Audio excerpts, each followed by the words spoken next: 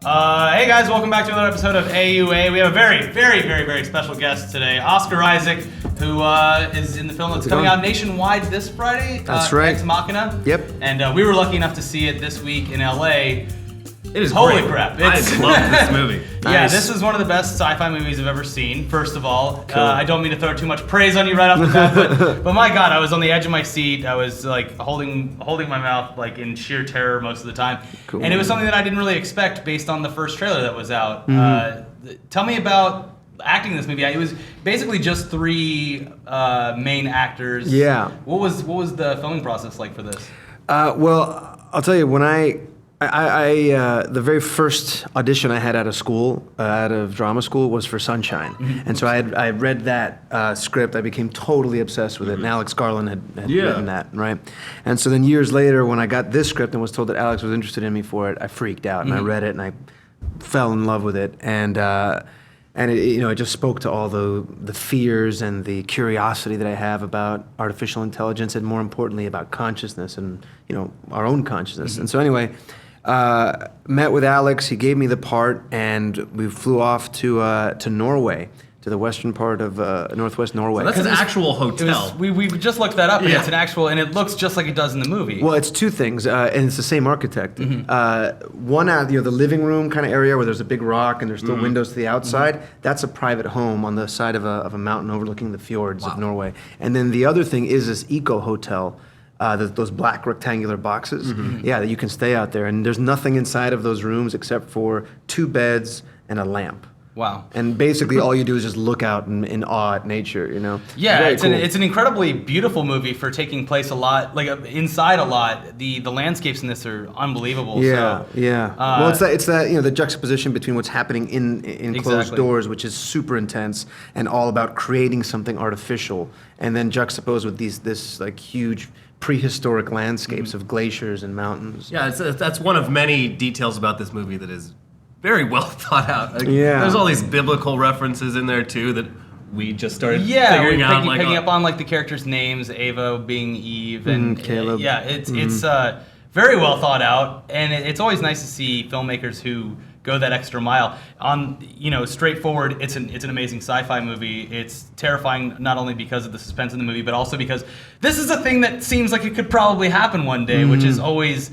what I think makes a great sci-fi movie. Well, absolutely. I mean, even the idea of how does he create this brain that can recognize all these micro expressions and voice pattern recognitions, and his explanation is that, well, he just turned on every microphone and camera on every cell phone across the entire part, planet. I was just like, oh shit. That could happen. That's probably already happening. Yeah, exactly. So, it's just those little things like that Alex so brilliantly puts in there. And ultimately, the psychological thriller aspect of it, because really it's these 3 people in rooms torturing each other with their brains. Yeah. And that the action sequences are really these incredible moments of argument and dialogue and real expression of these ideas, whether it's language, sexuality, gender, consciousness.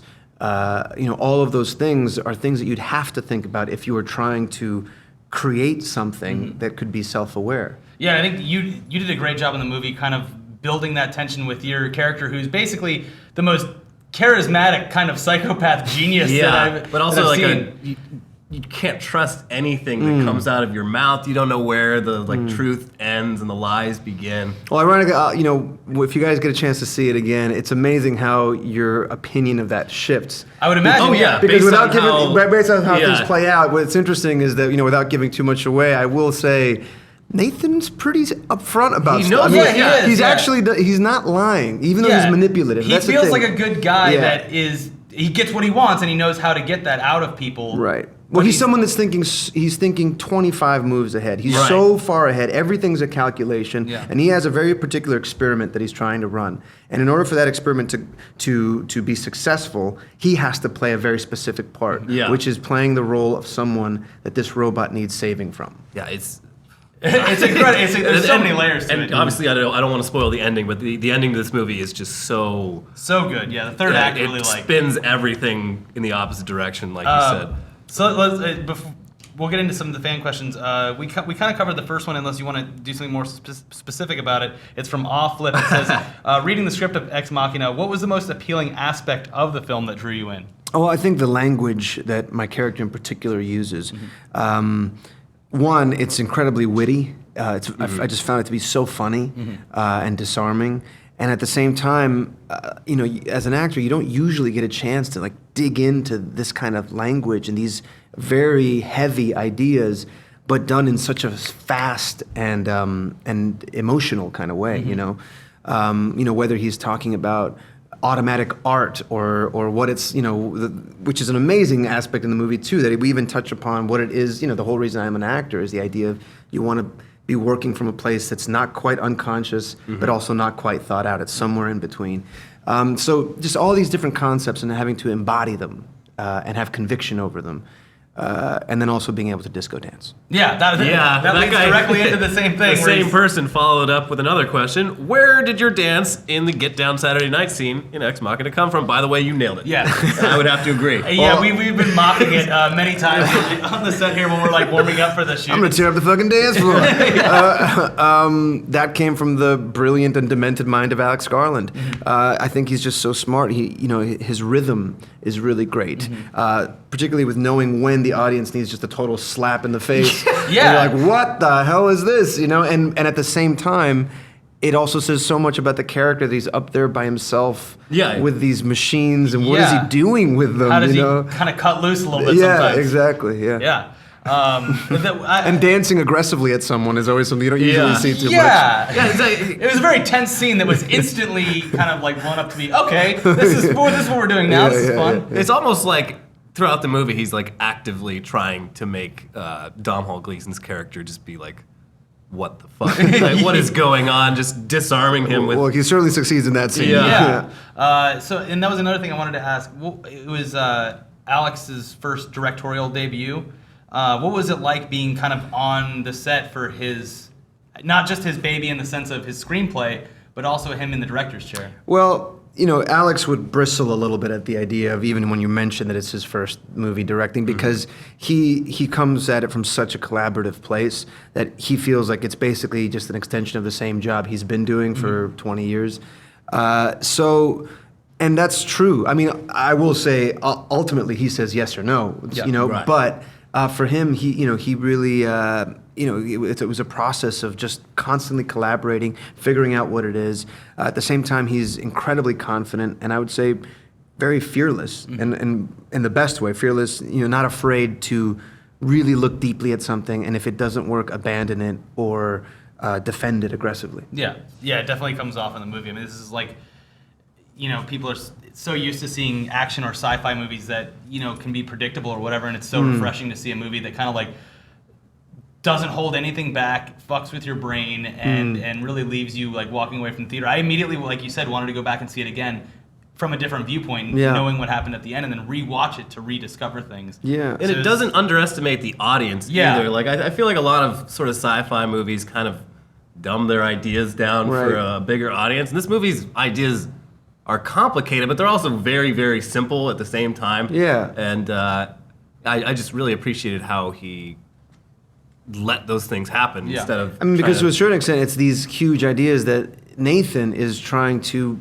kind of whittle down to their bare essence to communicate to Caleb and even to Ava, and to himself. So, I'd agree with you there. We actually had a question from Introversy.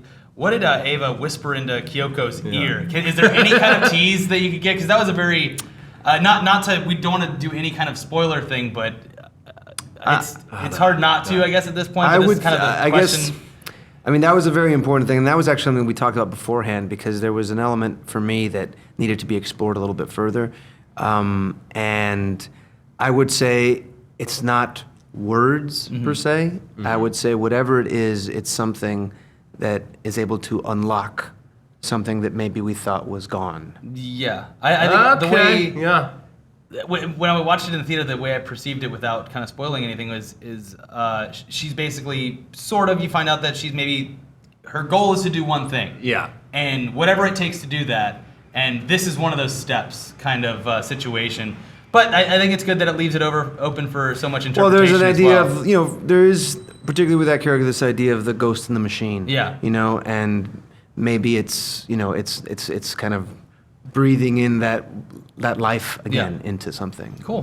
I mean, if Ava indeed has access to all this information, which right, maybe it's like depending on how the nature of that interaction is, what kind of technologically what she could be able to do. Hey guys, thanks for joining us for this very special episode with Oscar Isaac. We have an ad for you this week, and it's from DraftKings. Yeah, baseball season's here, and the excitement will continue all season long at DraftKings.com, the official daily fantasy partner of Major League Baseball. Daily fantasy means no season-long commitments. At DraftKings, it's like a brand new season every time you play, and hundreds of thousands of fantasy sports fans just like you have already cashed in at DraftKings. Now it's your turn, damn it. Hurry to DraftKings.com now and enter the promo code INSIDE to play for free. You could win part of the $300 million in prizes being awarded this season. Again, use the promo code INSIDE for free entry now at DraftKings.com. What's that site? DraftKings.com! All right, now back to the show.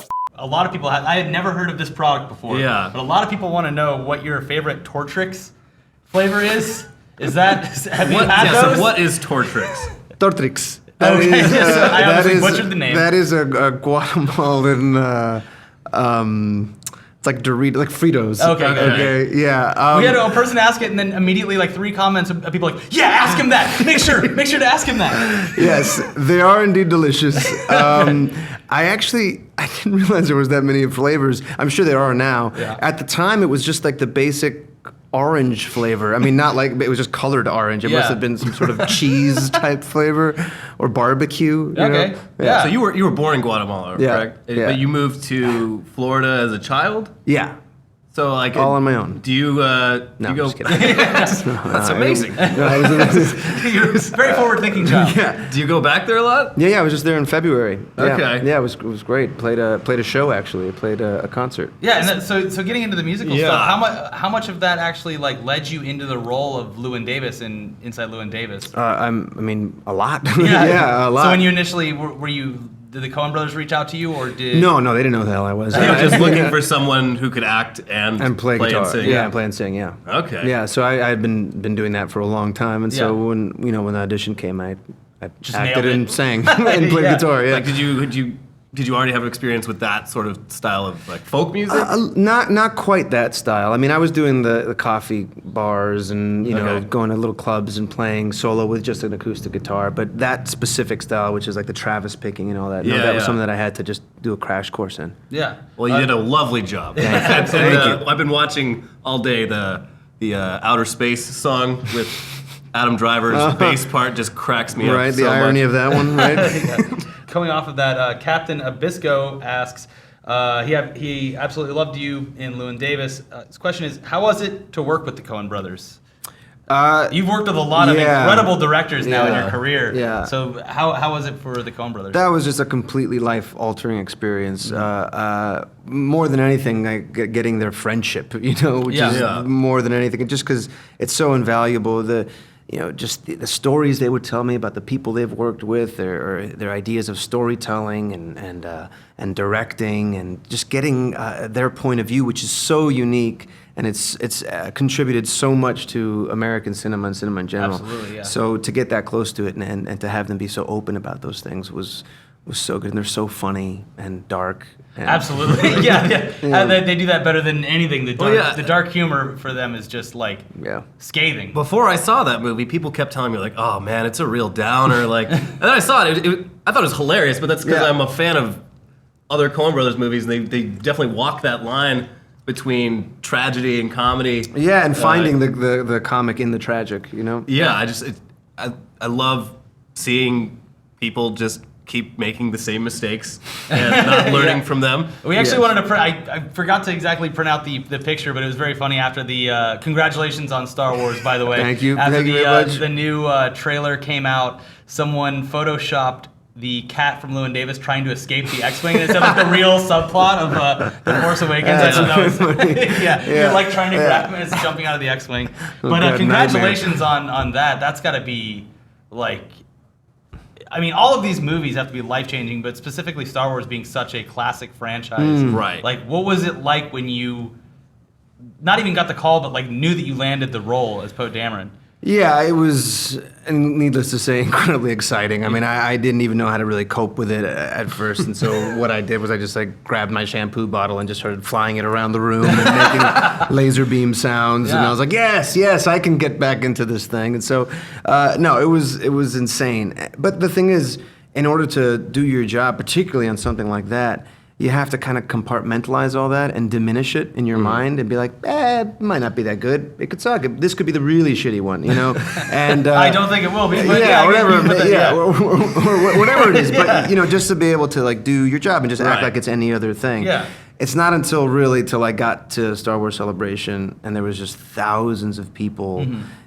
Worshipping the golden calf in a state of religious ecstasy and feeling that vibration and then watching the trailer with them all and just feeling a part of that, the cultural enormity that is, the phenomenon that is Star Wars, which is out of anyone's control. I mean, nobody could have imagined that that's what this was, that it can cross ethnic, gender, cultural divides. It's a worldwide phenomenon, Yeah, and then to be able to contribute something to that, exactly. It's definitely like a humbling thing. And were you a fan growing up of the series? Yeah, we had some questions about if you played any of the video games or anything like that. I played a little bit of Force Unleashed, but I never was into the video games as much, the Star Wars video games as much. But definitely into every time one of the new movies would come out. And my family are uber Star Wars fans. Wow. So they must have been very excited. Yeah, they threw up and peed a little bit. Yeah. So standard reaction. I think any family member would have. Yeah. So one of the questions that we had was it was from Black Nerd, who asks the filmmaking process between Ex Machina and Star Wars. Star Wars is such a huge ensemble cast, and Ex Machina, you're kind of in a hotel in Norway with 2 or 3 people. What was the difference between working on these two movies separately? What did you kind of like better, worse, or the experience in general? Well, I mean, with Ex Machina, particularly apart from it being the smaller film, is that, like I said, the language. You had a lot of room to explore these themes and this character, and you have a lot to deal with. With Star Wars, that it's so much going on, so many characters, so much action, that gets limited a little bit more.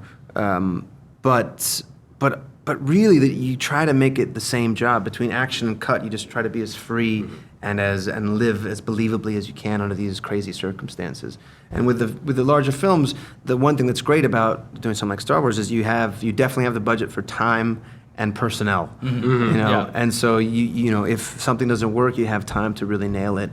With something like Ex Machina, which is just a low-budget film. I mean, it was a small, incredible. Independent film that we did. I mean, we were... It looks so good, too. Yeah. Ava looks stunning. I still don't know how they did that. It's boggling my mind. Looking real close Trying to find imperfections almost. Yeah, particularly because the way it's shot, it's almost done in an incidental way. So you catch glimpses of what it is as opposed to just here it is, up front. But yeah, again, it was a small independent film, so we didn't really have a whole lot of room to get many takes or to do that, so that there was... How long was the shoot for Ex Machina? I think it was under 5 weeks. Oh, wow. Yeah. All in Norway? And then in London as well. Okay. Speaking of the effects in that movie, what was Ava... What did she look like before all of the digital trickery? The gray mesh that she has on the chest and on the arms? So the whole thing was just a gray mesh. Okay. And then the prosthetic part of her forehead that looks like her face is wrapped around her skull. So it was a bit practical and then done in post the rest of it? They took her stomach out? They just slapped that on in post, which is insane how far technology has come, because you'd think that she had to be in some weird green suit with bulbs and weird things, but there's none of that. Honestly, the computer-generated stuff in this movie looks...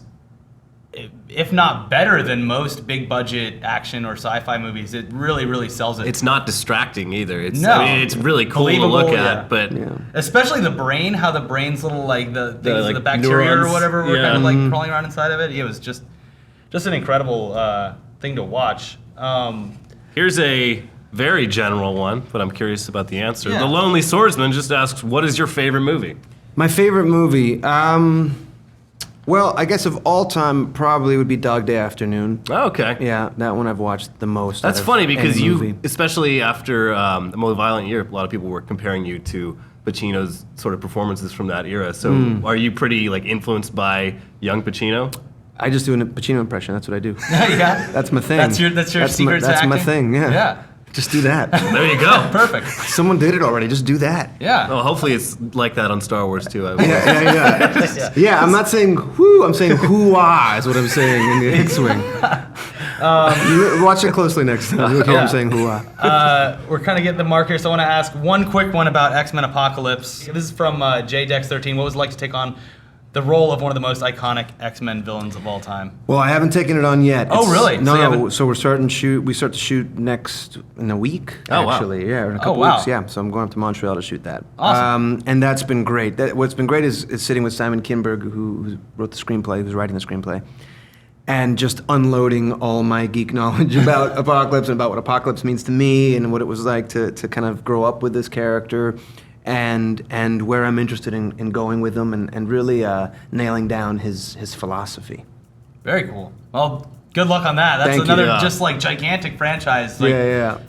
Yeah, you But really. a year from now, we'll be like, oh my God, we got to talk to Oscar Isaac. He's the biggest star on the He's planet. flying around X-wings. He's killing He's the guy that X-Men. single-handedly sunk 2 huge franchises. No, that would be. We got to talk to him before he disappeared. Before he ruined everything. Well, thanks Yeah. so much for coming in. Ex Machina is fantastic. If there's anything you want to say to the people watching out there to try to convince them, we've been pushing this thing since the day we saw it on every episode. For me, it's one of the things I'm most proud of ever being a part of, and I think that it's just a really special, unique film, and I think it really marks Alex Garland as one of the greats. I'm excited for what he does next. Yeah. Yeah, absolutely. After seeing this, Yeah.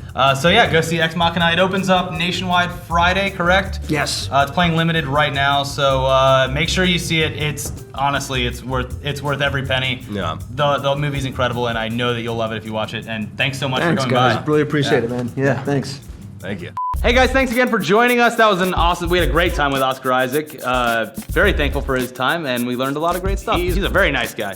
But ETC's Ask Us Anything is brought to you by DraftKings. It's the official daily fantasy partner of Major League Baseball. Hurry to DraftKings.com now and use promo code INSIDE to play for free. You can win a piece of the $300 million in prizes being awarded this season by using that promo code INSIDE at DraftKings.com. Yeah, I like sports. I've used the site. It's fine. I don't care for baseball that much, but there's lots of sports on it. So go do it. They got all the sports. You're done watching the show now. You got nothing but time. Go to bet on- DraftKings.com. You bet on golf. Probably. I think so. Maybe that Mayweather fight. Is there fantasy Mayweather? I think they got boxing. We'll see. I don't know. Go to DraftKings.com. Find out for yourself. Promo code INSIDE.